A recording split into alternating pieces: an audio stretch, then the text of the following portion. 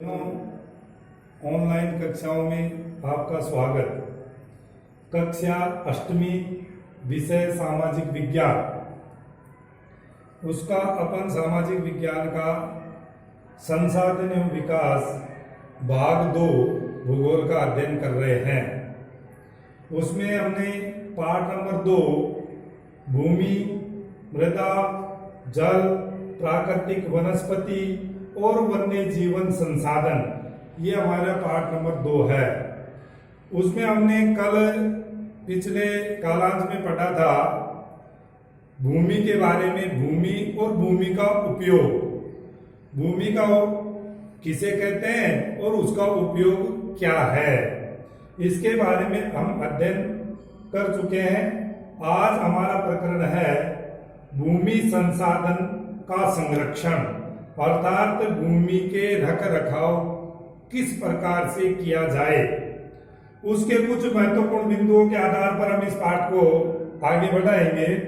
तो उसका प्रमुख भूमि संसाधन संरक्षण का प्रमुख बिंदु भूमि के विनाश के प्रमुख कारण, यानी भूमि के जो विनाश का कारण है उसका प्रमुख कारण क्या है।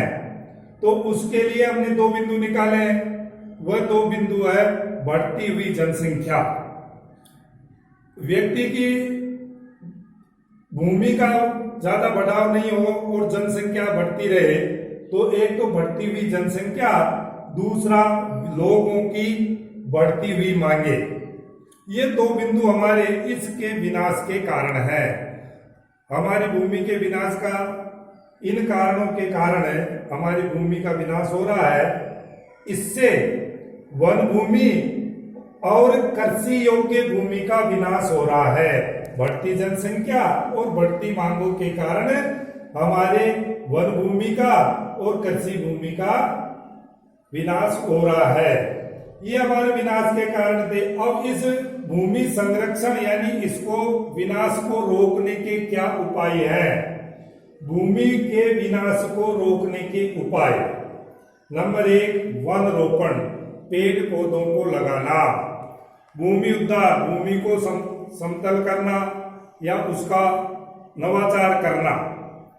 तीसरा, रासायनिक कीटनाशकों और उर्वरकों के विनियमित उपयोग, यानी रासायनिक कीटनाशक, रासायनिक पदार्थों का अत्यधिक उपयोग कर भूमि का उपजाऊपन को हम नष्ट कर रहे हैं। इस पर भी हमारे रोक होना चाहिए। अतिचारण पर रोक, अर्थात जो क्षेत्रीय पेड़ पौधे हैं उनको हम रोकने के लिए अतिचार यानी चरागाह के रूप में उसका विनाश को नहीं किया जाए, उस अतिचारण पर भी रोक होनी चाहिए। ये भूमि संरक्षण के हमारे विनाश और उसको रोकने के उपाय है।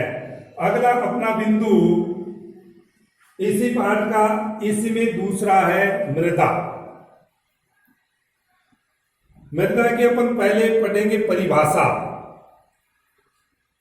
पृथ्वी के पृष्ठ पर दानेदार कणों के आवरण की पतली परत मृदा कहलाती है।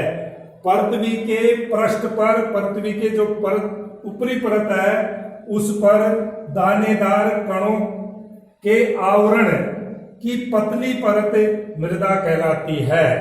यह इस मृदा की परिभाषा है, यानी जो दानेदार मिट्टी के कण है वह मृदा का निर्माण किस प्रकार से किया जाता है।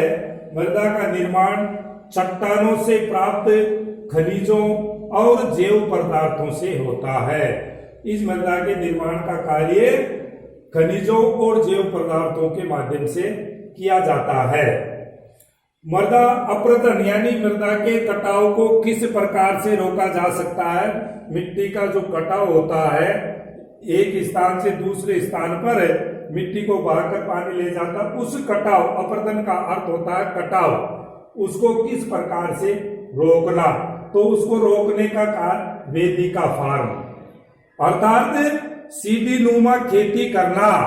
बड़े बड़े क्षेत्रों के अंतर्गत ढाल नुमा जो खेत होते हैं उनमें सीधी नुमा खेतों का निर्माण करना और उन निर्माणों के आधार पर खेती का कार्य करना, ये मृदा अपरदन का रुका। और दूसरा समुच्च रेखीय रोधिकाएं, अर्थात पानी के बहाव के अंतर्गत जैसे पानी बहता रहता है उसको अवरोध करना, यानी जगह जगह किसी प्रकार का घास, खड्डे खोदना, इस प्रकार की प्रक्रिया के माध्यम से हम पानी को रोकते हैं और एक पानी रुकता जाता है और मिट्टी के कटाव को भी हमें, मृदा का अपरदन को भी इस प्रकार से हम रोक सकते हैं। अगला अपना बिंदु इसी में है भूस्खलन। इसका सामान्य रूप से, इसकी परिभाषा है सामान्य रूप से सेल, मलबा या ढाल से गिरने वाली मिट्टी के वृहत संचलन को भूस्खलन कहते हैं। भूस्खलन का सामान्य क्या अर्थ आ गया?